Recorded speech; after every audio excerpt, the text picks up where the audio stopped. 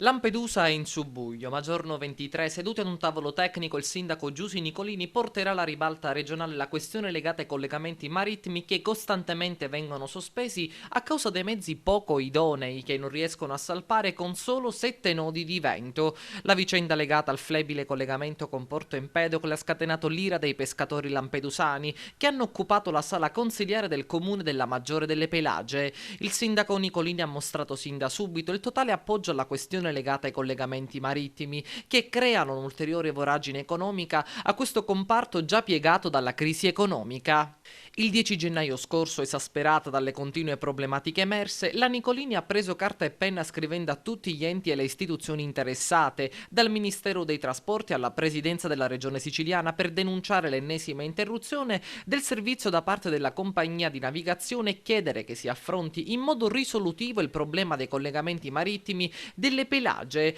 cosa che avverrà, come detto, il 23 gennaio a Palermo. I pescatori dal canto loro manifestano fortemente il loro disagio, in quanto il mancato collegamento blocca di fatto lo smistamento del prodotto ittico che resta ancora una volta a Lampedusa inventuto. Quello che il primo cittadino di Lampedusa e Linosa ha chiesto con estrema urgenza sono due temi principalmente: alla compagnia delle isole di ospitare sulla motonave Palladio, che spesso non salpa dal porto di Porto Empedocle perché non riesce ad affrontare il mare anche mediamente mosso, i cittadini che restano a terra nella città marinara, e alla protezione civile di verificare la possibilità di un servizio sostitutivo per persone e merce, visto che la società non salpa con 7 nodi di vento.